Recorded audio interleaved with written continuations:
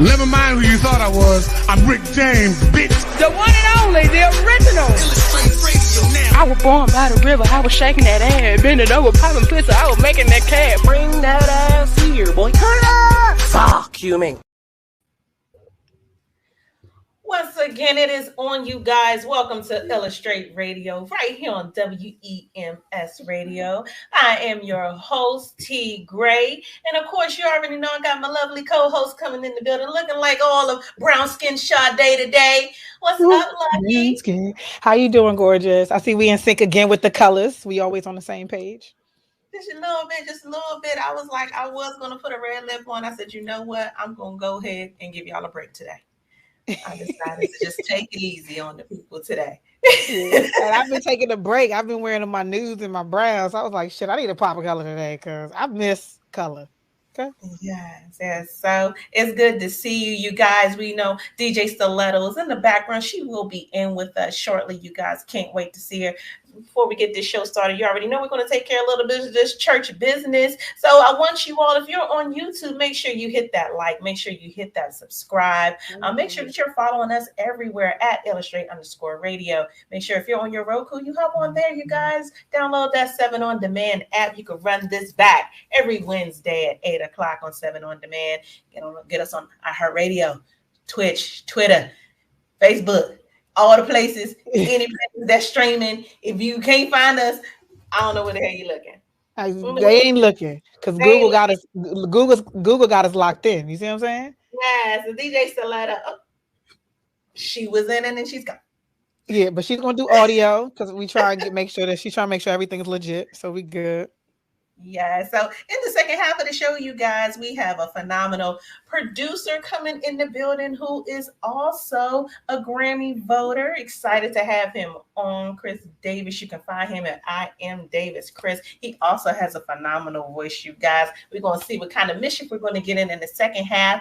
But first, let's jump into my love and...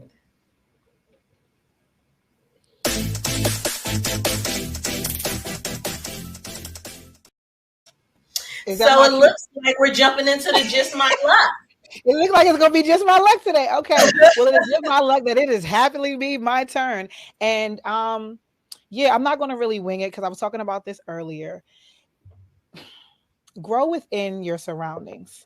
And sometimes it's really hard to do that when, you have love coming from different directions, hate coming from different directions. And I want everyone to realize that hate is just another degree of love. You can still be inspired by your haters. Your haters can still be inspired by you. Hence, it's to know why they follow your every move on social media or what you're doing out publicly, period. But to be inspired and to have someone aspire for you or to say, you know what, I see something bigger in you. I see a bigger picture. Because an inspiration could be somewhat of an idea, but an aspiration is your future, is your light, is everything that I see for you. And the fact that I have found my people, you all, I have found my people. So shout out to the congregation for showing me so much love, welcoming me into the fold, being on my ass about posting and making sure that my podcast is doing well and that I'm taking the steps and doing everything and holding myself accountable as well. It feels good to have a group of people, It feels good to have a group of people. It feels good to have a group of people that just want to support you. So, and it's different. I was watering my plant, which I got my plant right here next to me. And over the weekend, I left the plant there. And in the environment, I guess it was too hot. My plant was upright and erect, very much erect when I left her. And then when I came back, she was down. And it just brought me to this, saying that even in your surroundings, when you're being watered, when you're being fed properly, when you're getting enough sunlight, sometimes it's just too goddamn hot. And your surroundings will literally melt you away or not give you any kind of creative juices. And it just feels good to be a part of a community more so that just embraces you, that we're all on the same page. We all have different strengths. We all complement our weaknesses. And we just hold each other accountable. So be aware of your environment and make sure that you're growing within your environment. And that is it for my Just My Luck. And, one more thing. Sometimes you got to switch your environment to grow. Okay? All right, now. That's it. Now we're going to get into our love. And right.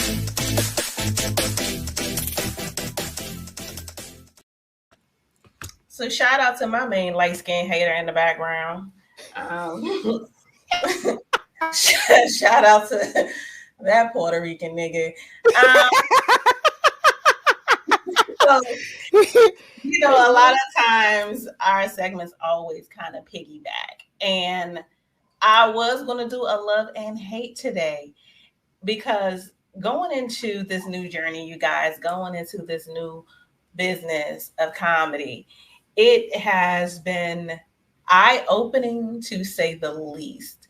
I've always had all these warnings from my comedian friends. I've been in the comedy game for years. I'm 8 seasons in on my show, so I've been around it for a very long time, but not as a comedian. And so many times I've heard all these warnings and all these these telltale signs and these things that you have to heed about the haters and about what people do and what people say. And so the very first day I told a joke, I had shade. You know what I mean? The next time, shade. The next time. And for me, I've always taken it as I must be doing something right. I must be doing something good. Today took a turn for me. And normally I don't talk about shit that happens in the moment, but this is what it is. Today took a turn for me because somebody that I put my trust in, and I mean trust enough to allow into my space, into my home, that's sacred to me, just really turncoated. And they turncoated in such a sleazy, diabolical way. And it was eye-opening, but it was just eye-opening more so to the side of comedy that you guys, I really don't like. I love what I do. I love grabbing the mic. I love the audience. I love the camaraderie. I love the late nights. I love the early mornings. You know what I'm saying? I love all the aspects of it except for the fuckery, except for the people who don't see. You can grow so much better together than separate. You can be so powerful. The fist is not made, you guys, of one finger, one thumb, one knuckle, one muscle. It's a lot. It's a lot together. And that's where the power comes from. And so when you have people who constantly want to do this, do this, do this, and they want to separate it, and now it's not as powerful, and now it's not as concrete. Now you can't go as far as you want to go. There's not as much force, there's not as much love, there's not as much tenacity behind what you have here. The people who can't see that and who can't move with that vision, I am just so sorry for you all. And I would tell you what, as much as I love y'all, that's the only thing that could keep me from hating y'all. That's the only thing that's not going to make me ever, as a comedian, as a woman in media, as a business, as a brand, that's the only thing that's never going to make me hate y'all back. That's the only thing that's not going to make me come to your level, stoop to your level, talk bad about you, talk bad to you, treat you unkind or whatever. Now, will I exit you out my life? Of course. I don't need to fuck with you no more. But I would never treat people the way that I've been getting treated lately. And the way that I've been getting treated lately, consequently, is not from being bad. It's not because I ain't making niggas laugh. It's not because I'm not out here doing my thing. It's because I'm doing the goddamn job. And now you feel like I'm a threat. But let me tell you one thing about that. If I'm a threat and we like this, we a threat together. Because when I go through and when I punch through and when I get to that next level, guess who's with me? Y'all with, this is who's with me. The motherfuckers is like this. They blowing in the wind. They somewhere else. But when we like this, no, if I'm a threat, if I'm a badass, if I'm going to make it, God damn it, you making it with me. If you look at other comedians, and I know this shit is going too long, but fuck it, this is where we at today. If you look at other comedians, or if you look at certain sects of comedians and who they take with them, if you look at Country Wayne, and then you look at Jordan Jackson, you look at Kelly Kells, you look at, like, there's almost like a hierarchy. But because I made it, hey, let me pull my bro, because now I got this national tour. So now my bro is going to come and feature for me on my national tour. Hey, bro, let me pull my sis, because my sister's now going to feature at every single club I go to. Like, let me take these people with me. This is what they're doing. Country Wayne is a threat. So now Jordan Jackson is a threat. Now Kelly Kells is a threat. Now I can't think of the other dude's name right now, but now they're a threat together because they're like this. And so for the comedians out there who choose to function in a way that you want to tear each other down, you want to tear whomever down, and you can't see that the bigger picture, you can't see the growth, you can't see that you could be so much mightier, so much more powerful together, y'all, fuck y'all life. That's it.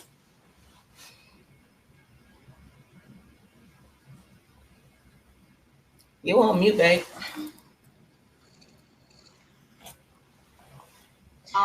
There's magic in numbers, and there's way more power and force in numbers. And I don't want you to compete with me. I want you riding with me. Like, we're supposed to be working together, not against. And we don't realize that working in numbers and literally producing opportunities for one another is a beautiful thing. If, like, for instance, when I think of something, I'm just like, oh, I got invited to this thing. Let me invite T because this is going to open it up. All right, cool. So I got this event or this party.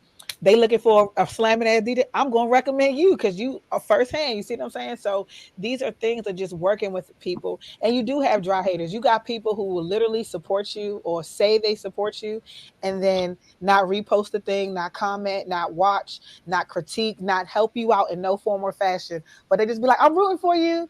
Hey, I wish you well. But that's it. But there's a lot of people that's in the industry that always want to see you do good, but never ever better than them. Yeah, and that's the mentality you always have to kind of keep because, like you said, they're not talking, then you're not doing something right. So I would say continue on with your path because you're going to be so successful and so far past them that they don't even see that it's stronger for them to connect with you than be against you. And I mean, that's their loss. Oh well. Yeah, inspiration. Look, I take hate as inspiration. That's still love to me. You know what I'm saying? I'm not taking it in no way. That happened. Something happened to me as well. And I literally still love this person. And I'm going to show them endless love regardless of what they show me. Cause that's not my heart. Our heart's not the same. And my level of compassion is just different. So, you know what I'm saying? If I can help and not hinder, I'm going to do that regardless of what or how you treat me directly. You know what I'm saying? Even if it's indirect. But yeah, we just went on with our segment. Our segment was lit.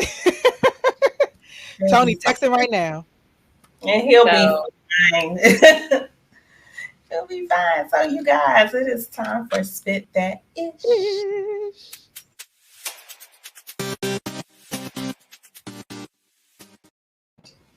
So there is so much going on, you guys, in the world of entertainment. And I'm going to tell you what, though, it seems like the same few people keep coming up in our thing, and I spit that ish all the time. Like, I need some other entertainment. I'm tired of hearing about Boosie.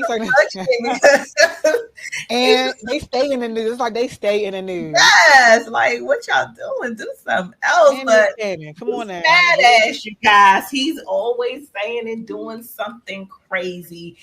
So now you guys, he's put out a public service announcement for toe suckers. Boosie Badass says he's looking for a few good men to suck women's toes at parties. A lot of women have been looking to have their toes sucked at the party, and you know he got to get it for them. You know he need 3 niggas, and he's going to pay you to suck toes. I don't. So listen. Let me tell you something. Talk to me, please. One thing Boosie gonna do is make sure that he shocked the hell out of you. That man, you want 3. He said he wants 3 good men to suck how many toes, and they gonna get paid. And the woman, that's a lot of toe sucking. That's actually kind of low key disgusting, you know. But hey, kudos to anyone who wants to get their toes sucked because they might not ever have the opportunity. And that is a fetish. People do make billions and millions off of the foot fetish industry, especially on OnlyFans. Even if your toes look like thumbs, they still making, you know, money and shit. So yeah. If I ain't had this tattoo on the top of my foot and everybody know who I was, I'd do it too. I ain't got pretty feet. My feet is the ones that look like thumbs. So I'm good. You see how everybody got that one thing, you know what I'm saying? Every pretty person, every beautiful person got that one thing that just be like, oh, that is hideous. And that's my feet. I'm not even going. Oh, sorry. Look, let's see what he's saying. Let's start this video. Talking about they want they toes sucked at the party. And you know I gotta get it for them. So I need three niggas who gonna suck some toes. The girl's gonna, you know, you gonna get money, the girl's gonna pay you. But I need some toe suckers. 710, topless pool party, link in my bio. And a lot of these girls been talking about. So I'm hoping they have mani-pedis at the joint, where they soak your feet in like a It salt don't matter. bath Never wash, like what I want. and then you suck the toes. Ain't saying nothing about that part. Boy. but look, at least it's a shift. Okay, most of the time women are getting a nice little coin for people to suck their toes. Now the men get paid to do something that they love. Okay, Bootsy's giving back to the community in the most pimpish of ways. Yeah. My man Pip. He is on his way. I'm waiting for him to come out with the outfit, the hat, and everything. Because y'all sleeping on how he about to pimp this shit. So Nick Cannon, you guys, we're on the total opposite end of things. Nick Cannon promotes the vasectomy cocktail. Nick Cannon has not gotten a vasectomy, but has released a cocktail of the same name. Cannon starred in a new commercial with Ryan Reynolds to promote aviation gin. It's almost Father's Day, and the one and only Ryan Reynolds asked him to help celebrate with the mother of all cocktails called the vasectomy. Now, you know, he was recently in the news because they were talking about, you know, whether or not he would actually get a vasectomy. And he bad as Boosie. He said, I would, but they're going to have to pay me. They want to. I don't know if I'm going to drink something called the vasectomy. Or do I? I don't know, like, a cocktail called vasectomy now. Like, is it really giving you that? Is it really blocking those hormones? And if so, that should be illegal. But yeah, who wants to drink that? Like, I don't want to drink no drink that has vasectomy in it. I'm good. Because I like all penises. Well, not all, but some. Yes, all penises. I have a love for all. She's thinking about it. So to make the vasectomy, you guys, you want to get a tall glass, okay? You have 1 ounce of cranberry juice. You would then pour in 1.5 ounces of the Aviation American Gin, a dash of lemon juice. And then to finish off the drink, you would add 3 ounces of tonic. All right. Let me this sound like something only white people would drink. Okay, I'm gonna just get that off my chest. You said gin and tonic. I want this to sound like gin and tonic remix. Blood clot. Move on, going. Ain't no rum in that bitch. Can I get some cognac? He got that whole painting in the drink. This bomb. We ain't doing all that. So in other news, the final episode of the Wendy Williams show, you guys, is to air this Friday, and Wendy will not be present for the final show. This does mark the end of an era for the talk show. According to Variety, the final episode will air this Friday after being on for the past 13 seasons. Solid. Everybody knows Wendy Williams has been going through a lot of ups and downs with her health, with addiction, with her divorce. It has really been one thing after another. And I feel bad for her because she built herself up from ground zero, you guys. If we want to call this ground zero, this is what the hell she was. This is exactly where she started. In a room and had built her empire up to being one of the most well-known faces internationally on TV. And she impacted so our culture, the impact that she had on our culture as well. Even her stamp phrases and everything like that. She definitely made a imprint, left her imprint. I'm sad to see her go out like this, because right when everything was supposed to be getting all good and everything, you know. But I hope she's in the background somewhere, at least, you know, watching the show, because damn. It would have been nice to have seen her come back, at least, you know. I thought that was like, you know, she had such a long run. Like, at least let her close out her own show. It's called the Wendy Williams Show. For goodness, not like so they're not allowing her. Oh, it's not that she doesn't want to come back or she's not capable. She may or may not be, and they might not be saying it. You know what I mean? They might not be saying that she can't, because there's been like different co-hosts, and then they really thought that Sherry Shepherd, they were going to give the show to her, which she was doing a fantastic job, really. So it's a lot of things that I feel like they're not saying, you know. But you know, Wendy is one of those people that is resilient, and she'll fuck up and get a podcast on your ass in a minute. And you understand? You think she won't when she will, and will be doing just fine. Yeah, we'll be doing just fine, and that's really not a lot of people watching TV anyway. That's really it ain't gonna be in Wells Fargo. Yeah. She gonna make that bag. She just might not be in Wells Fargo, but she gonna make some next money. You better believe that. So getting back to the alcohol, you guys, look, I should have read through this thing a little bit better, so I could have tied these stories better. Coca-Cola and Jack Daniels team up for a new canned cocktail. That's old though. Wow. No, it's not, because I feel like we didn't talk about this. I felt like I drank that last week. They changed the can, so I think Jack Daniels had something with Coke, but I don't know if it was Coca-Cola. You know, it's like a little, but it made the liquor stronger, so it made it a better can drink, if that makes sense, like a can mixed drink.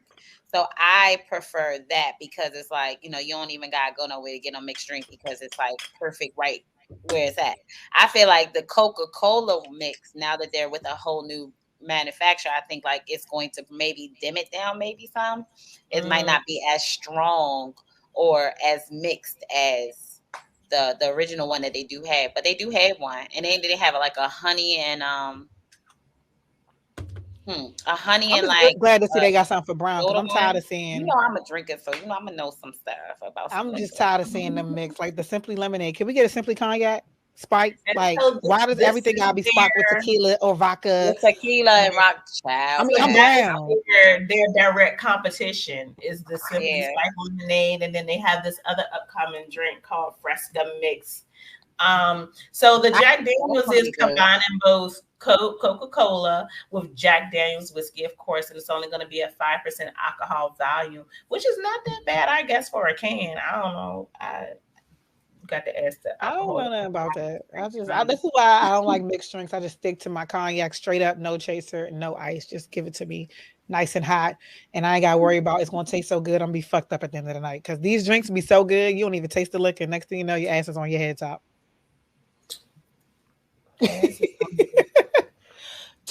tip on your tour, all that. Yeah, that's fun. So you guys, we're going to jump into this last thing, and then we're going to let Stiletto do her mix. Stiletto, you good for a mix? I don't know if I have sound, so okay, well, we're going to keep going then. And if we need to, bitch, we'll have karaoke in this bitch. So Kodak Black shows off a $10,000 Donald Trump chain while wishing him a happy birthday. Kodak Black continues to show love for the former president, Donald Trump, no matter how divisive his support may be to some. Trump turned 76 on Tuesday, the 14th. And so, of course, the rapper took to Instagram, where everybody else goes, to wish him a happy birthday. I think, okay, Kodak Black, if that's what you want to do. Like, I really don't have too much of an opinion on. You want to do that? Yeah. Cool. I ain't mad at it at all. I should have known that Trump and Kodak Black were both guys with their crazy. I ain't gonna lie to y'all. Kodak Black is my favorite. I think he has a lot of personality, and he's everything to me. And he a Gemini. You can't forget that part. Hello. Okay, I didn't say that. The fact the best. We celebrate the whole month. DT, I love you, nigga. He definitely appreciated having that piece. We had a fantastic time with Kodak. Again, he's really the man. I'm a fan of his music. It's an honor to do business with this guy. And the Trump piece is item number 45 on the website, and the Sniper Gang piece is item number 954 for anybody who's interested to see it. And so the Donald Trump piece is valued, you guys, at $9,545. I'm gonna be quite honest. I'm going to be that rich. Is not solid gold. I'm definitely going to be rich. Like this kind of waste my money type rich one day. But I don't know if I'd waste my money on a piece of any president. Like I can't name a president that I'd be like, oh, that's my nigga. You know what I'm saying? Like I can't. Is there anybody that if you had this money, just tend to just blow, you want somebody's face, anybody in entertainment industry that you admire or love that much that you'd want to put their face on the chain? Tupac. Okay. I would get Tupac's face on the chain. When I cry for weeks, I'm a Tupac fan. That's my nigga all the way around. Like we're supposed to get married. Yeah, all that. Yeah, like all that. We were supposed to do all that, and then he went and died on me. Like, why would you do that? I wasn't even old enough yet. I was trying to wait till I turned 18, bruh. Damn. Dude, you heard? You had to leave me when I was like 12 and shit. That's not cool, bruh. He's in San Cabo, so I don't know why you acting like he in Cabo, but he can't come back. So don't do that stuff like that. Look, she keep messing with me. Stop messing with me. I would get Tupac though. What about you, Stiletto? Who would you always get? Having sightings down in Cuba and shit. Don't do that. He outside. They seen him in Puerto Rico getting it. But what about you, Stiletto? Is there anybody in entertainment that you would pay $10,000 to have their face on the chain? Absolutely nobody. My daddy. If I could bring him back.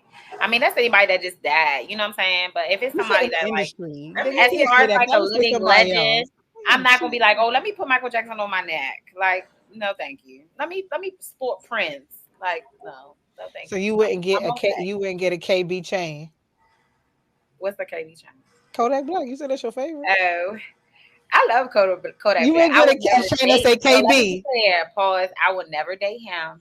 But I think his personality between like him and Bobby Shmurda, I think they just like so much fun. Like they just turn all the time. Oh yeah, you know Bobby turned. We party with him in the club at the say something funny. You know what I'm saying? Like they just gonna make the Boosie too, but Boosie is kind of like, all right, you doing too damn much now. Doing too much. All right, chill. Okay, well, you guys. Well, our guest is in the building. It is time for that hot take. We gotta. Are we gonna do a mix or we doing hot take? No, I don't have any sound.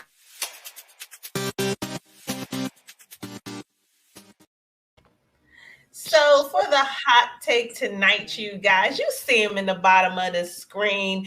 Billboard charting artist, producer, Grammy voter, Davis Chris in the building. What's up? What up? What up? How you ladies doing tonight? We doing great. How are you? Illustrate Radio. And thank you for having me. I appreciate you guys. Thank you for taking the time. Most definitely. You are mega talented, young man. Mega talented. Look, veteran turned amazing. Tell us just a little bit about your journey, making it from where you were to where you are now. So, man, I grew up actually stepping, like stomp the yard, like dance. So that's like my background. And then in college, I choreographed and did a stage play in schools, kind of like School Days and High School Musical. And from there, I figured, dang, a 3-minute song would be much easier than doing a play that's 2 hours long. So I started doing music. And then I joined the military in 2011. And there's an event at the end of boot camp. It's called Captain's Cup. And you have to just write a song about boot camp. And I remember, doing a song or whatever. And they were like, hey, do it again. And they're like, do it again. And then they filmed us the 4th time. And I kind of realized, man, I just made a room of 1,000 people I've never met before. I've entertained them and make them cheer and clap and all that off of, an idea I wrote on a napkin. So I was like, man, this music thing, like my, awareness to, say certain lyrics and say certain things to make people react, it might be all right. You know what I'm saying? So from there, I, just been thugging it out, just grinding. Lived in LA for about 6 years. I recently moved to Atlanta last year. And, I love Atlanta, Southern hospitality. People are much kinder and warmer here. And, yeah, man, I've just been rocking on ever since. Wow. That's a journey. Yeah, that is a journey. You did a little bit of hey, everything like on the way up. So that's what's up. So I see that you're a 2-time Grammy with a song. You co-produced a song. Can you tell us a little bit about that? Say that one more time. It stated that you were a 2-time Grammy nominated winner, because in order for you to be a voter, you have to either be nominated, have won a Grammy. So how did you become a voter of the Grammys? Actually, I gotta backtrack you. I haven't got my Grammy nom just yet. Okay. I'm eligible to be a voting member, just off of my, just my current credentials just in the industry. Yeah. So once you've leveled up to a certain point, the Recording Academy, they'll allow you to be a voting member. But no nomination just yet, though. But I'm working on it, though. No, you're gonna get it. You're gonna get it, because trust me, to hear you sing, you stopped me in my tracks. I wasn't expecting that, right? So I'm just scrolling through your page, and next thing you know, I'm here. I said, "Oh, hold on, I'm not even gonna try to do it, because I ain't gonna sound nowhere near as good as you." But you know that you're gonna have to sing something for me, or for us, I should say. I'm over here saying for me, like you. It's just for me. But you definitely gonna have to sing something for us. But that's great to know. Yeah, thank you. I've been working for a long time, and really, I'm just just thankful that I get to wake up and just do what I love to do, And I figure there's a part of my career where things change, where I stop saying, let me do things to please people, and let me do things that please myself and just bring me joy. And I think, when you're having fun, it kind of shows. You can kind of see, like, who really loves what they do. And, I'm just blessed and fortunate that, things are going well for me now. So you have been able to work with some huge names, of course, in the industry. Just to name a couple: Yo Gotti, Iggy Azalea, Lil Boosie, Young Dolph. Dolph. Of all the people that you worked with so far, like what's your favorite story? What's your favorite funny situation so far? Man, I would have to say, because I'm from Houston originally. And I think I got Paul Wall on the record. You guys know Paul Wall? Yeah, I remember Paul Wall. Know Paul Wall. I was like, you gotta know Paul. Yeah, I got a record with Paul Wall, because he's just my favorite growing up. Just, the slang, coming down, riding slabs, just, the styrofoam cups, just the whole thing. So, like, getting Paul on the record was great. And it was a gospel record, so it was cool to do something, just a little bit more meaningful, because I always tell people, like, I'll make a million songs about love and sex and relationships, but every now and then to just do something that is positive and just kind of glorify God, just kind of feels good, you know what I mean? So I think that's probably my favorite for sure. That's probably my favorite. That's lit. So what is one thing that every song must have in order for you to like stamp it and say this is solid, this is a hit, if you can name something? If it's something that I'm doing, it has to have a bit of my personality in it. I like to say lyrics that if I said it in a conversation, you would laugh, or you go, "Oh, I can't believe you just said that," or just something to make you react. Because I always tell people, you have songs in your text messages. I'm sure you guys got a group chat. There's a song concept in your group chat. You know what I'm saying? So I like to, and then I think authenticity and just realistic. I try not to ever over stun or like just embellish too much. I try to just tell the truth, because when you tell the truth, you can never be wrong. You know what I'm saying? Just tell the truth, you'll never be wrong. And then it's up to us as creatives, make it interesting, make it sound cool or whatever. But yeah, I think authenticity and my personality are two things that every song that I do gotta have, and they all have. Yeah, you put your own spin and personality on pretty much on everything, even when you're remaking songs. So thank you. Mm-hmm. So one of our watchers wanted to know who is the biggest star you worked with. So we want to tap into that, but then I would also like to know, who is your dream to work with? Man, the biggest star. In their mind. Yeah. I would say maybe Yo Gotti, but I didn't work with him directly. But I would say Yo Gotti probably. And then as far as the biggest influence, the biggest like my goal would definitely be Beyonce, just because she's the queen. I'm from Houston. Shout out to Beehive. You know what I'm saying? But definitely Beyonce. And I want to do something where we singing. I know she's doing the rap and stuff, but I want Beyonce to sing. Show off them vocals like I know. We want Beyonce to sing. We don't want her rapping. Yeah, I like the rap too. Don't get me wrong. Together.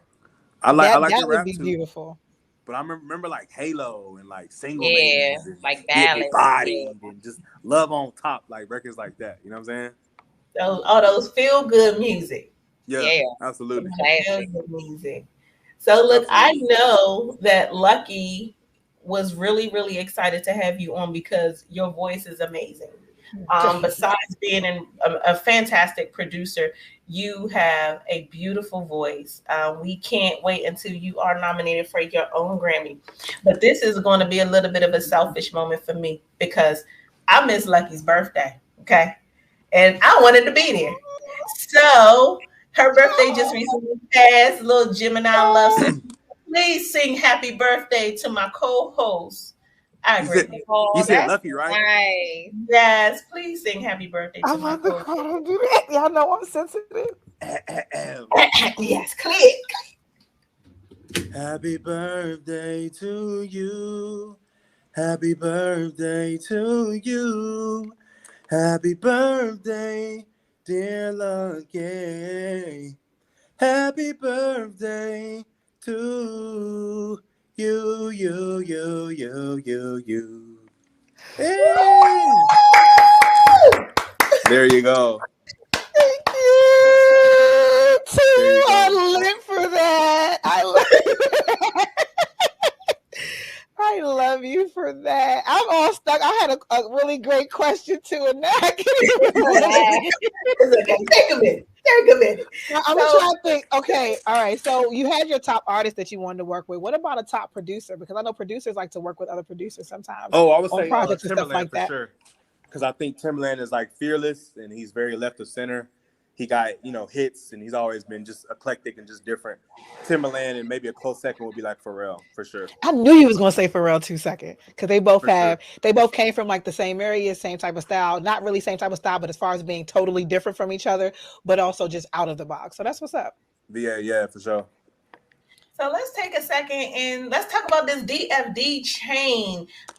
We were talking a little bit earlier, just kind of indirectly about how important your team is and how important the people around you are. So tell everybody about your team and who you work with on the daily, who you rock with, and who keeps you inspired. Man, DFD is my production company that I founded with my brother and my ace, Shane Foster. I've known Shane for about 6 years.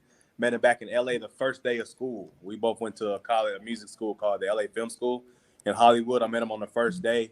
And, I think a wolf can sniff out another wolf. And he and I just kind of sort of, nah, for real, we just kind of looked at each other and was like, you're an animal. And we was like, yeah, you're an animal too. And we just been working ever since. And that's my bro. And, we have a production and a marketing company as well. And we work with, independent artists. And we have a few artists signed to us as well. We have Jason Bandera. We have Chevy. We have Alexis Branch. We have Natalis. We have Pablo. We have who else do we have signed to us? Myself. I'm signed to our label as well. Myself. Right. Can't forget about me. But yeah. And we've been rocking for about 5 years now, and I'm blessed and fortunate that we are veteran owned. Obviously, we're Black owned, and Shane and I both technically are disabled veterans as well. Oh, that's beautiful. That's a beautiful connection. I can't wait to have him on. I feel like I called him too.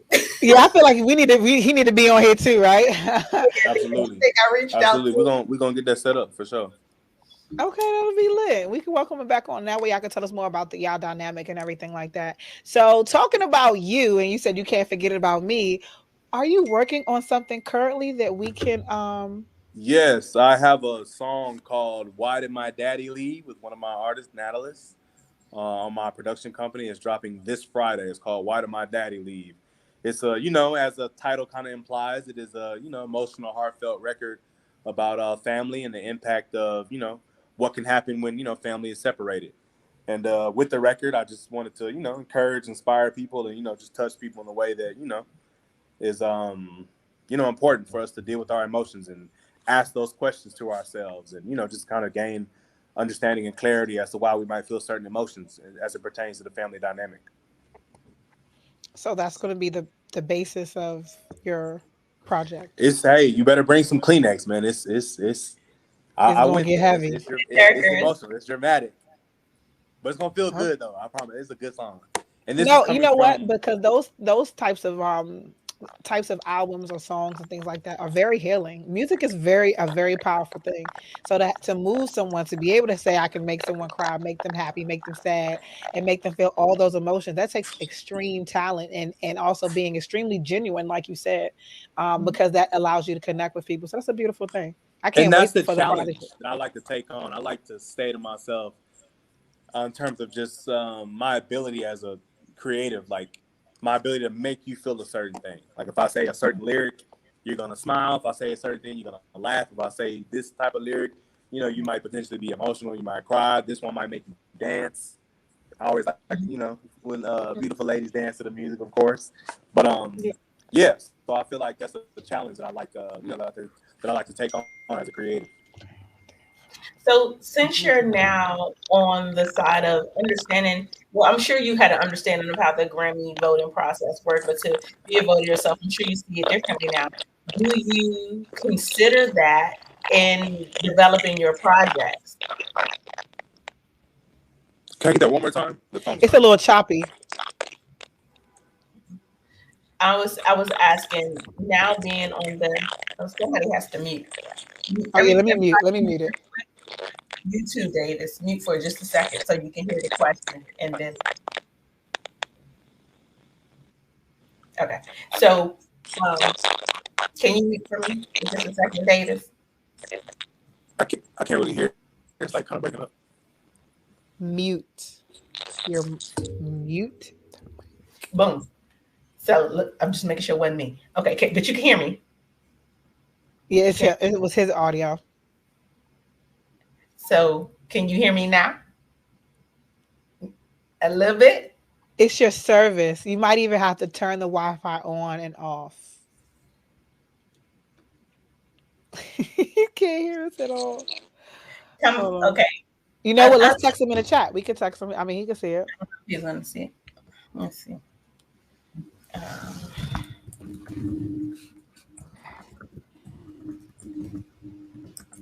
His signal went out. No, he got to turn the Wi-Fi on and off. It's something about the connection. Oh, it froze. Oh, okay. Hold on.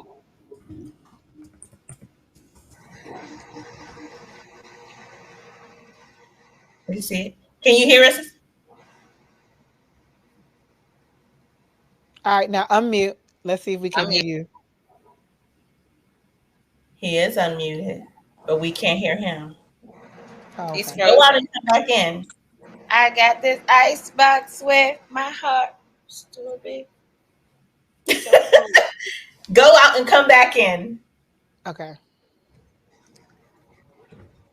He's not gonna be able to see the. Oh, he heard me because he said, "I'm so cold. I'm so cold." You heard me. Oh,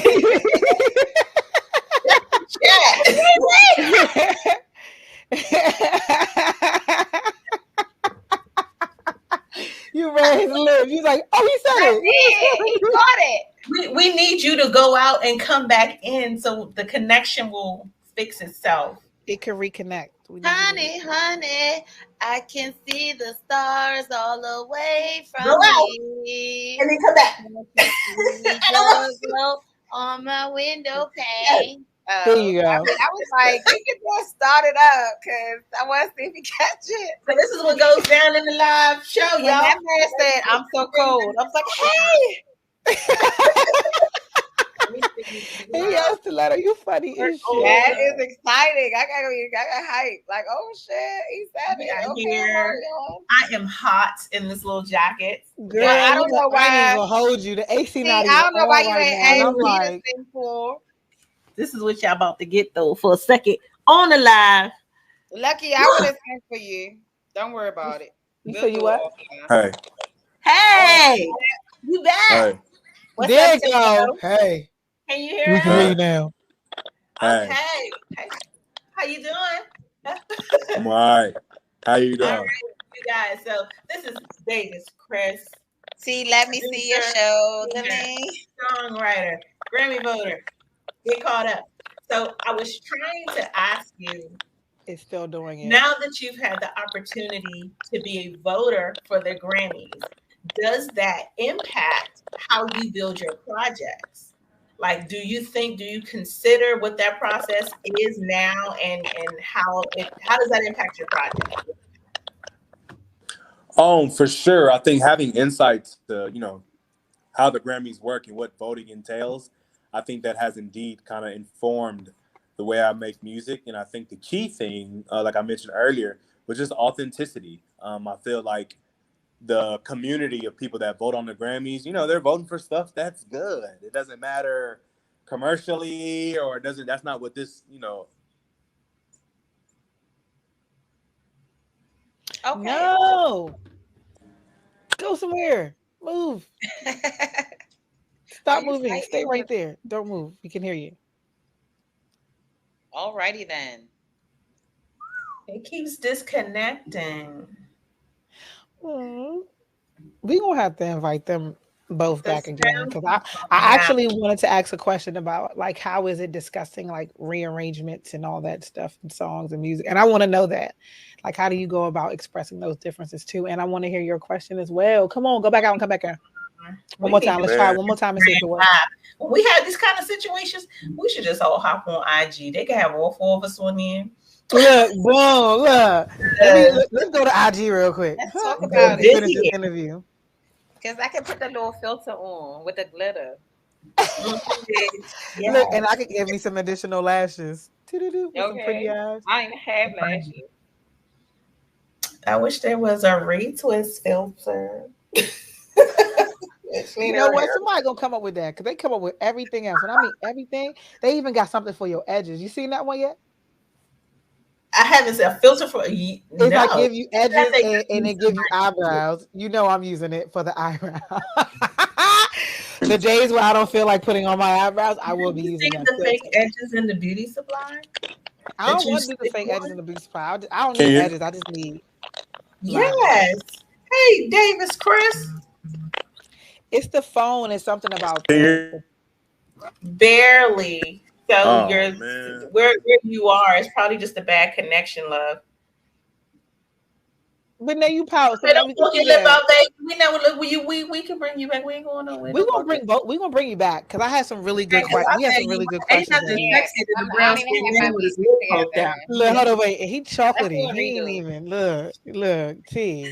Get started now. You know we can't even hear nothing that he's saying. So now he just gonna take all of this, and he ain't gonna be able to say nothing back. Chocolate, very special, yeah. Ayo, chocolate. Shout out to Rue Pratt. That she made that song for you, boo, because chocolate came in with the chocolate and the dimple. I said, oh shit, and the white teeth. Oh, and his teeth white. It's like, no. So listen, can you hear us? He hears you. Yeah, he can hear us. Sitting there cheesing. But we can't hear you. So what we want to do, okay, it might not be today, but definitely we want to redo this interview. Because I'm sorry, I got lost. Don't mind me. Yeah. Oh. Look, I'm looking at love brown skin. Okay. Regroup. See. He was thinking about it. It caught you off guard. Drama real quick. Okay, I'm sorry. I digress. I am not on Sex Talk with T-Gram. I'm on Illustrate. So what we would like to do, though, definitely is bring you back, but then maybe do it on Instagram Live as opposed to here, and maybe we can work that out. Hopefully we can get that scheduled, because this was dynamic, and we want to hear what you have to say, and we're very interested in just, you know, your journey, your future, and what you see coming up next. So definitely hope that we can work that out. Our producer will be in touch with you to see if we can. If you want to try again to hop out and come back in, you can. Maybe move to a different area. I don't know, but the connection is just enough to do. We want to talk to you so bad. You might want to have to get up just a second to go step out.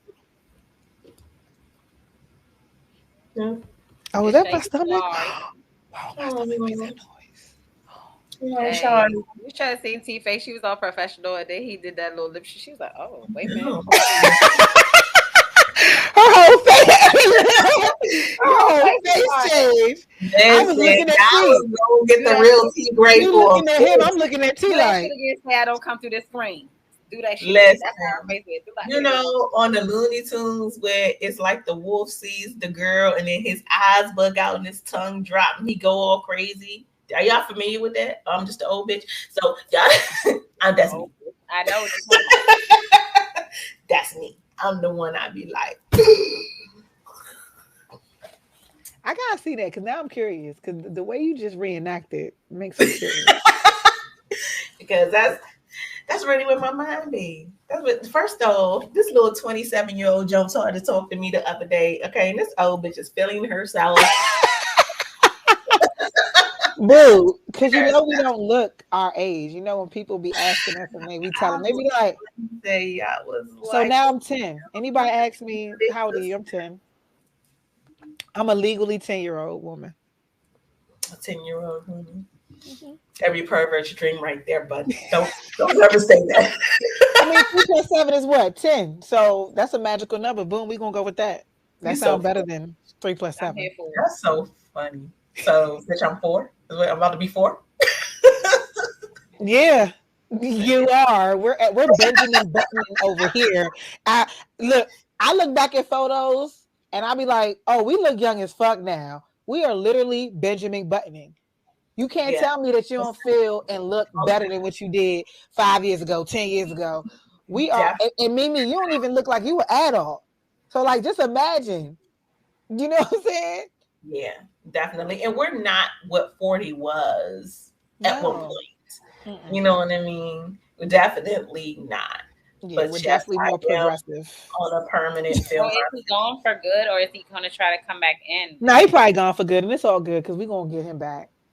Yeah, we definitely will bring him back. I was enjoying the conversation. Yeah, I mean that way I can get response. It was actually getting good now. It was like getting fun, and I can play some of his songs. Like I feel like I had it all set up. I thought I did, but sorry, y'all.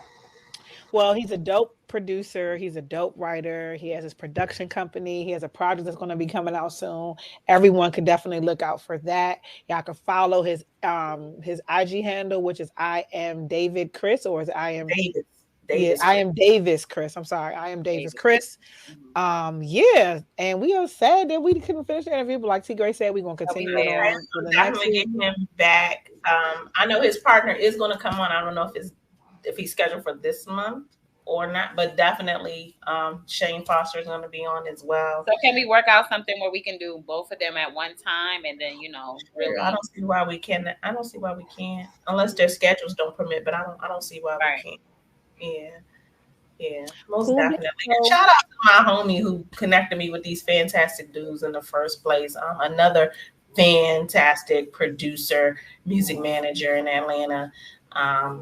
Appreciate you, bro, all the time. Good Earth. Yeah, I appreciate him all the time. I forgot what we doing. We closing the show. We closing the show. Closing the show out, girl. Tell us what you got going on and what's coming up with you. Is in this bit. You got 8 minutes. What would you all like to talk about for 8 minutes? Because I really want to talk about like what you have coming up and where can we meet up? And because yes, I've been out of town and out of touch. Isn't it? That's all I got. Yeah. It's all right. You booked and busy, girl. You've been booked and busy since 3 months ago. You booked for the whole summer. She's like, oh, y'all booked for the whole summer. The show is no available dates. Catch me on a tour. Can we get another mix stiletto, like a published one? Hello. Oh, sure. I want another late night slow jam grinding on me. I do. I need to do. You could play it on Sex Talk with T. Gray show in the background. Part 3. I do. I really need to get into it. I just be so. I mean, right now, music is just not the same. I think it's good with me because I like to venture and I like to play every genre. Because I mean, I do a lot of versatile gigs, but I mean, like, it's just not the same. Like, music is just not the same. Like, it doesn't give me that urge to be like, yo, let me, that's what make me like, nah, let me go with my crates. Let me pull some Sade out this because they don't know that type of music and it sucks so bad. It's like, y'all want to hear the same thing over and get off the radio? No. So we got you to introduce them.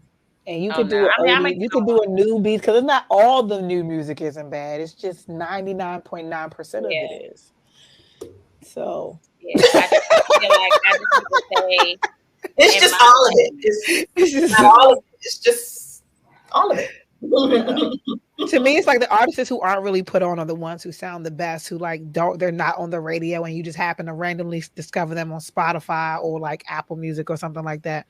I like the randos or the ones who be on YouTube because their music actually sounds really, really good. Matter of fact, I would love to have this artist on next. His name is Kev, and he's a super dynamic artist as well. He got the Jamaican R&B, and he's making new music, and I fucking love it. I be cranking that shit in my car. And he's also a part of a duo too with Show Banging. So definitely want to have those two artists from New York on. I can't wait. I feel like we've been having a lot of creative people dynamically, and we can learn something from pretty much everybody. So yeah, I gotta say you his music too, sis, because you gonna like at least two of his songs, because he definitely mixed in the oldies with the new. Hopefully you like it, because I want your honest opinion. But yeah, T, what you got going on? Because I still ain't hear about no shows yet. So because you was talking. I know we coming. What's going on? So I have two shows for sure. I kind of really don't share the open mic stuff, you guys, but shows coming up. Father's Day, Sunday. Let me tell you what it's called. I'm about to say, look. She's like, hold on, wait, let me see. It's Pops Got Jokes. Pops Got Jokes 3. It's a Father's Day brunch and comedy show. So they are feeding you well. You're getting good drinks. The DJ is dope. It's going to be at Fast Eddie's. And it's going to be Laughing Lenny, Kai Morgan, Tony Spoon, Dude Kels, and T Gray, only girl on the lineup. So y'all already know I got to come in there and put my whole foot down these niggas' necks real quick. And that's going to be at Fast Eddie's. The tickets are $55. The brunch, which is supposed to be super late out, the food's supposed to be good at noon, and then the show is at 1:30. So if y'all want to pull up, come to that. Or if you just know me, you want me to slide you in the back. When is this? On Sunday? Sunday. No, you ain't got slide. I'd rather give you the 55. Put it on one Allentown Road. Look, I don't never mind supporting, but I want to support my direct plug. You see what I'm saying? At the end of the month, you guys, out of you all are familiar with Black Jesus, Slink Johnson's going to be in town at Baltimore. I'll be performing on that show as well Sunday, June 7 p.m. at the Baltimore Comedy Factory. What is that? Hosted by Alabama. It's Sunday, June 26, 7 p.m.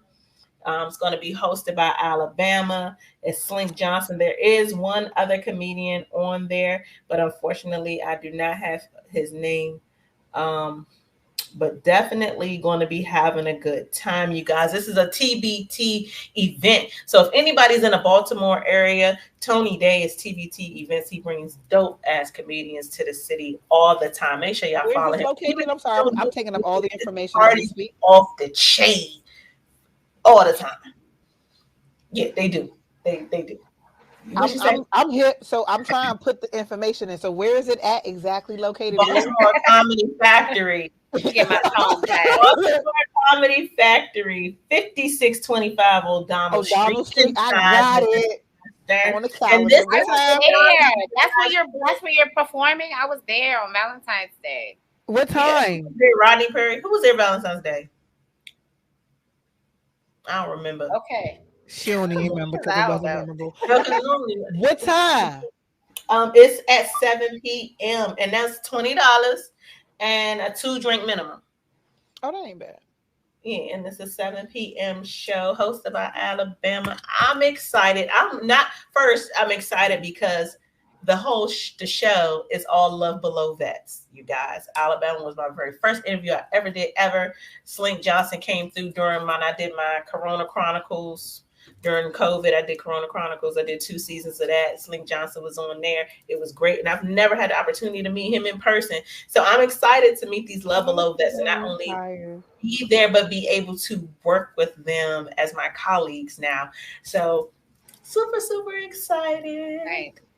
Yes. That's awesome. And yeah, the other stuff in between is just me practicing. Y'all, this is exciting for you. I'm excited for you.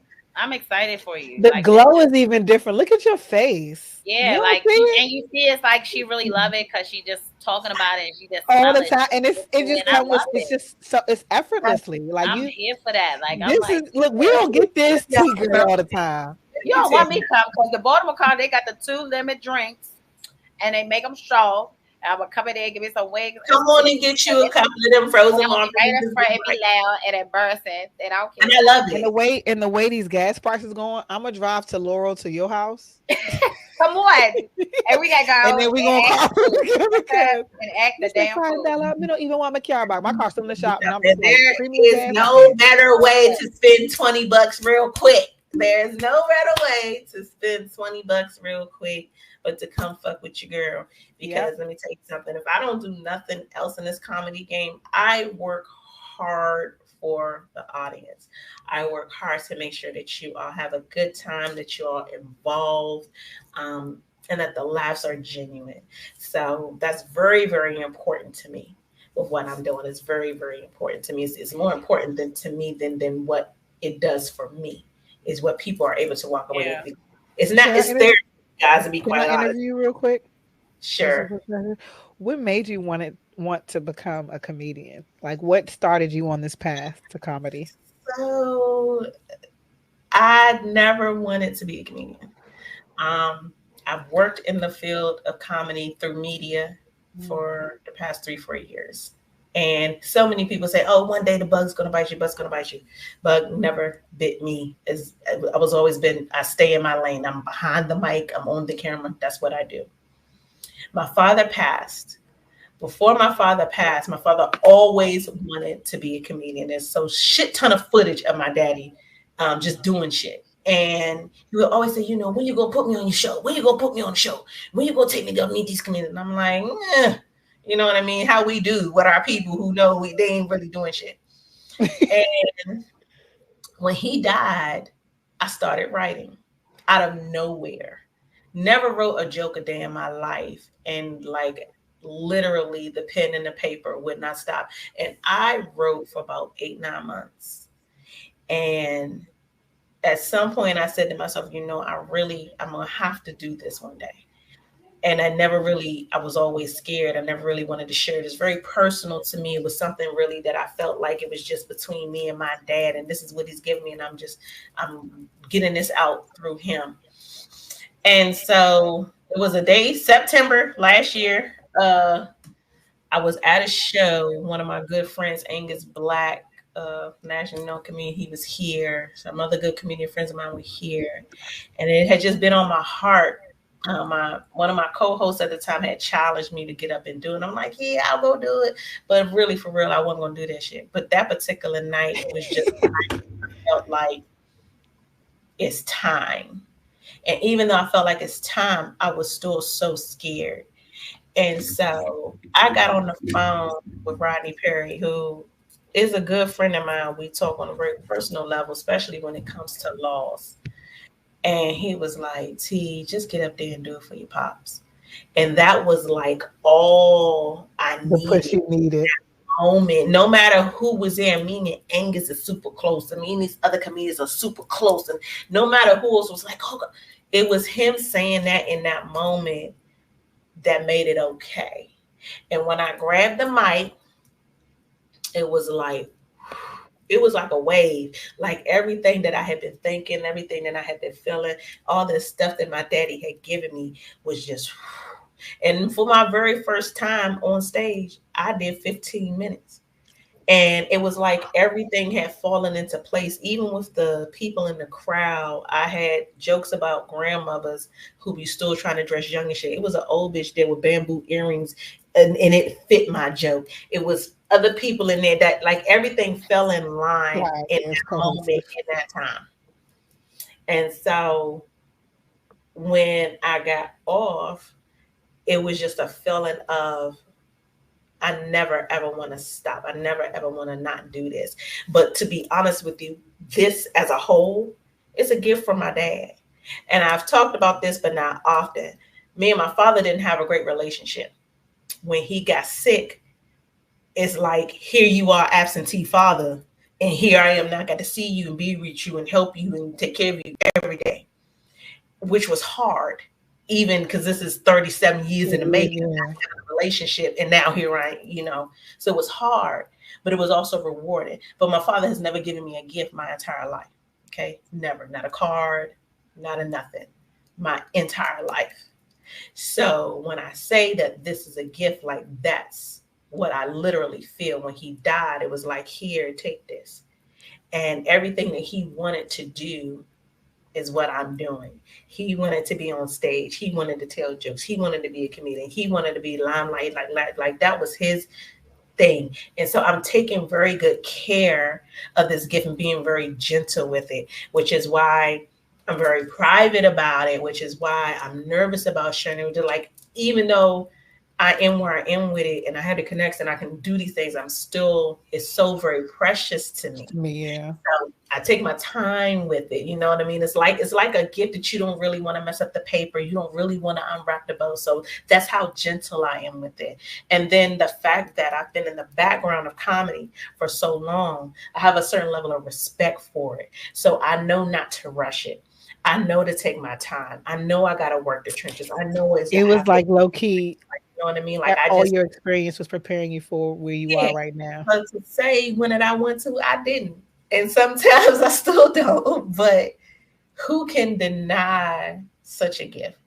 And when I walk off stage or when I step on stage, that's how I feel. I feel like it's time to open up the box, and I'll just close the box back once I get back off stage.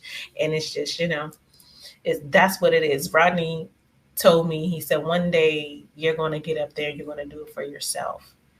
And so I know the story is long, but that wasn't a short question you asked me. So that day happened. And when that day happened, everything changed. That day happened maybe about 2-3 months ago. I did a weekend with JJ Williamson at DC Comedy Loft. And the moment that this is my first experience of a stage where the lights are so bright, you can't see people. You can't, like, it's so bright, but everything looks black. And the moment I stepped out there, that first night, that Friday or Saturday, whatever, because I did more than one show, that Friday show, that was like the moment I did it for me for the first time. And it's just been like, whew. So I write every day. It's always something, you know what I mean? I'm always working on even the stuff that I have that hits. I'm still building it. I'm still growing in it. But it's something that I absolutely love. And even though I love media, I love doing red carpets, I love being on radio, I love doing this shit. We get to talk to some dope motherfuckers. I bring dope motherfuckers on my other show. The growth potential is there for all these things. But when it comes to comedy, it's just different. It's a different connection for me. It's a different feeling for me. It's almost in my bones. It's in my blood. It's in my system. And entertainment in general, I talk sometimes about my family members, but it's a trickle down that is still surprising to me. On my mom's side, Jabari Banks, the young man who plays Will on the Fresh Prince of Bel-Air reboot, that's my cousin. On my dad's side, everybody knows Clifton Powell, that's my cousin. On my dad's side, Jim Brown, the biggest CBS Black news sportscaster, that's my cousin. Like, I have other cousins who've opened up for major comedians. My cousin Janae Johnson is a fantastic writer for NBC and all these other places. And it's like, it's in me. The trickle down is real. It's in me. This is what I'm supposed to do. And maybe I'm just at the age in a space where I'm realizing that maybe it took my father passing. Maybe it took that year that I spent with him and understanding how important it was to him. And then for him to die, me to start writing when I never wrote nothing. And now it's not only are you writing jokes, you're writing scripts, you're writing shows, you're writing all these other things. Like, it's just, I'm not ignoring it. And I'm not going to say that I was prior to, but I'm not ignoring it now. And it's just, for comedy in particular, it's the cherry. It's the cherry on top. And not to knock none of the other stuff, because the other stuff it's the batter, it's the cake, it's the frosting, it's the vanilla extract that you add, it's all these things. But definitely comedy is the motherfucking cherry. That it is just It's your cherry, it's your sprinkles, it's your whipped cream, it's your ice cream. It's just the sweetest part of the day. Yeah. The last thing that you put on top, like everything else is just Like it's good. It's delicious, but comedy. And I never knew that it was going to be like that. I had no idea. If somebody had asked me, it hasn't been a year yet. It'll be a year in September. If somebody had asked me, "Oh, T, when you gonna get on the mic?" Fucking never. Right here on this radio. Like, what are you talking about? It's definitely what I want to do now, and what I feel like I have to do. So, not just for me, but still, a piece of me still does it for my daddy. yeah. That's beautiful. Yes, answer, bitch. But it was a beautiful answer, and it was something that I wanted That's to know. I said, "Can I in the interview you heart. real quick?" Dang. So if the question went off, so what? The fuck? They be all right, and they got to get some great insight, and that was a beautiful story, and it's also very aspirational and inspirational as well, because we don't pay attention to our surroundings like that, and things happen to us all the time, and sometimes we're so busy getting lost in everything that's happening right at that moment, we don't really see the bigger picture. And I'm sure you didn't even, like you said, you didn't see this coming, but it came, and when it did, you accepted it and you were willing to receive it. And people, you really just have to be ready and willing to receive it, and you definitely were, and you're working really hard, and we're so fucking proud of you. You are doing Absolutely. amazing things. I'm sorry I haven't been able to be super hands-on between being back and forth between New York and these damn kids, but I'm gonna make it out again. I'm gonna make it on the 26th. I'm definitely coming to that Baltimore show. I don't be everywhere I should be all the time neither, bitch. I know, but still, but we gotta be supportive, and I gotta hold myself accountable because I got a problem with accountability. You know that, so I'm working on that, and a part of that as well is making sure that you factor in time for the loved ones and the people that do support you and do show up for you and do special things like have people sing you happy birthday, even though your birthday was 2 weeks ago. And I'm stuff so like that. sorry. No, I love that. My face was swole like shit. I was like, Talk about somebody look like that. I can look like I had got beat with a bag of nickels all over. I was like, stop. but you know what? Like I said, look, and I just kept checking on you. Good? Are you okay? Yeah, how's it today? Because I was not expecting that. You was like, look, I was like, oh, that is not my friend. That is not my friend. And that was like that picture. I took that picture in real time. Yeah, I know. I took that picture in real time. And so the sweater went down really quickly. And the next day is like, okay, I posted that funny thing because I was trying to make myself feel better about this shit look crazy. It took like 2-3 days for my eyes to get back to normal. Like, I didn't want to go nowhere. I didn't want to be outside. I was mad as shit. But you embodied it. You was making it seem like, oh, yeah, this is my face. This is what I'm going to work. That's what you gotta do. You gotta laugh at this shit sometimes. Yeah, you gotta embody. She's like, out of all the facial washes that I could have used. Yeah, and I was trying to, because I was wanting to fix my face. Like I'll go out, but I ain't gonna go out off no, I might do a little foundation, brow, lashes, lip, give a little bit. I'm like, trying to save time. Let me drop my baby off. I'll do my makeup when I get to do certain stuff. Trying to be grown. Was it instant? Pretty much, because I'm allergic to aloe. I'm probably one of the only. I'm allergic to a lot of holistic stuff. Crazy enough, aloe, echinacea, guarana, like weird shit that normal people can do it, whatever. I can't have it. And so it's one thing, like if it's just a little drop, but I had embodied your face. You encompassed your whole face. And I didn't know it was aloe in it. And so most things it says it on the front or to be green on purpose, but I didn't know. So yeah. Well, you good now. We passed that. That could be a joke. I'm gonna figure that out. Yeah, be like, so I'm washing my face, and next thing. Well, that's what's up. So great eye joke for me and on my lashes. Like nobody trying to have no bald eyes. Like I'm working on that one. That's it. Look crazy. Look, I'm bald. I ain't got no eyebrows or lashes. They be put on and placed on all the time. So I know the feeling, girl. Big forehead, no lashes, halo with no eyebrows for sure. But you definitely killing it again. Super proud of you. Can't wait to support you on the 26th. And remember, everybody, look out for those tickets on Father's Day as well at Fast Ed, as you said. Yeah. On Sunday. It's on Sunday. Yeah. And what time? Place to take your daddy. The brunch is at noon. The show starts at 1:30. The ticket price includes the brunch, so why okay, not? that's not bad. Give y'all daddies a day off the grill, so they ain't got to cook their own food. I still put my daddy on the grill. You get breakfast in the morning time. You going on the grill. Daddy off the grill. Mm-hmm. That's our bonding time, grilling together. There you go. Anyway, great show tonight. I don't know what's going on in the background, but yeah, y'all definitely follow me at Magical AF Podcast. I am curating some things, so I'm going to be taking this season off. We'll reconvene right back when the summertime is over, and I have some good content for y'all as well. Yeah, and that's pretty much it for me. Shout out to the congregation because I know we working together, and I appreciate you all so much. Lost Intellect, Retrain the Brain, Trauma Center. These are all different podcasts, and to see us coming together to dynamically do something that's totally different and creating our own platform, I'm so here for it. Yeah, and I can't wait to have them on the show too because these motherfuckers, y'all.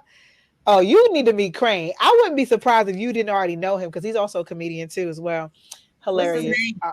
Crane, A-K Crane, or I don't know what his stage name is. I just know that's what we call him, AK, because he be getting all the shots. But definitely a hilarious group of young people, entrepreneurs who are getting it and just want to see everybody win. So special shout out to y'all. DJ Stiletto, what you got going on? I know you booked a busy per usual. I got a baby shower. So this man is like, hurry up. Saturday, and then I'll be in Delaware for a dancehall party that I'm playing on. So that's gonna be dope in Delaware on Saturday evening. You're not gonna put a part to them, is why. Hold on. You can't say the name of the event that you're on. Now I wonder if I have you all back on the screen. You said what? Because I don't know where Pete is. Pete I was saying, I wonder if I came out. Oh, it's called Good Fathers, the real ones. I knew it was something with fathers. I just didn't want to say it wrong. So big up Springer Dream Team in Delaware. Coming to show. Got my sisters Cookie and Precious Lane with me, and we coming to do our thing. It's all female lineup. It's gonna be dope. Oh, that's lit! Shout out to y'all, triple threatening it up. Yeah, so we're definitely doing that. That's a move. I do want to say shout out my son. I took him. Hold on. I'm gonna slide out you guys because can't nobody. Oh, and then it's just gonna focus on me. Oh, Tony said that P is asleep, and I think the same thing. Okay. Did he fall asleep for real? I don't know, but shout out our engineer. Yeah, he said he called him, no answer. So I guess, and we'll end it here. We out of here, y'all. Thank you. Make sure y'all come back and see us next Wednesday at 9:00 p.m. live. And if you missed our show tonight, we're definitely going to have Davis Chris come back on with EDF next. I'm not sure when they're scheduled, but when they come back on. If you missed it, though, you can definitely catch us on Roku TV, 7 On Demand channel, Illustrate Radio, Spotify, Twitch. We everywhere. And if you ain't Googled us yet, you need to get on it. Yeah. Peace. Great show. Bye. Bye. I get to have the show to myself for 5 seconds. All right. Leave studio.